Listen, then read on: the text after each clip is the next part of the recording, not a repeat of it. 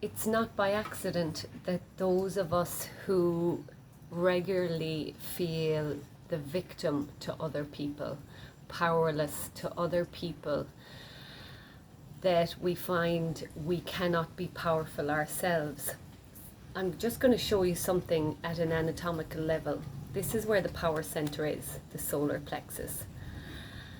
This is my left hand side. So on the left hand side we have the spleen here and we have the stomach here. The spleen is where the disposition to fall into victim, a sense of having no power, they did this, he did this, she did this.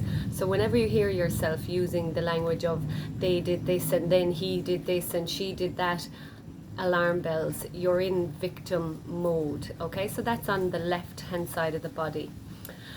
When we become victim, then we tell our story, and it's like we're actually shooting arrows at the perpetrator. Yeah, so whilst we're getting attention and pity for being the victim, we're also the perpetrator, because in our conversations with people there's a lot of anger, there's a lot of stinging energy, not happy, that we're actually projecting out of ourselves. So this is the right side, which is the liver and the gallbladder. So the gallbladder has biliousness, and the liver is where we've this sense of rage, anger, not happy.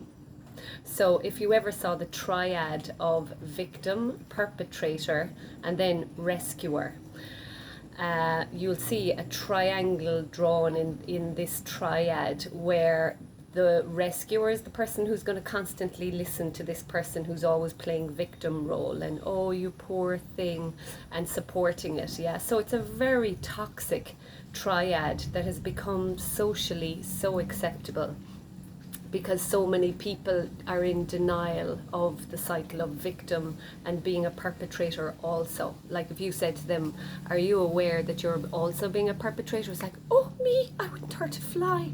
Yet the words have stings on them.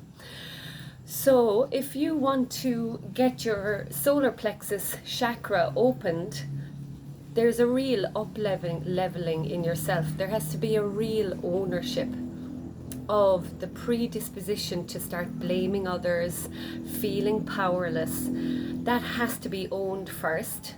And for the times that we do fall into it, we also have to own our desire to hurt back and to send and tell other people, oh, they did this, she did this. That's us being a perpetrator. And also the role we play with other people in facilitating them to stay in this victim perpetrator role. Maybe it's time, instead of listening to people and supporting their story, mirroring back to them of, and when are you going to own your own power? When are you going to stop this cycle of always blaming outside of you? There is nobody outside of you. You are the creation of your whole universe.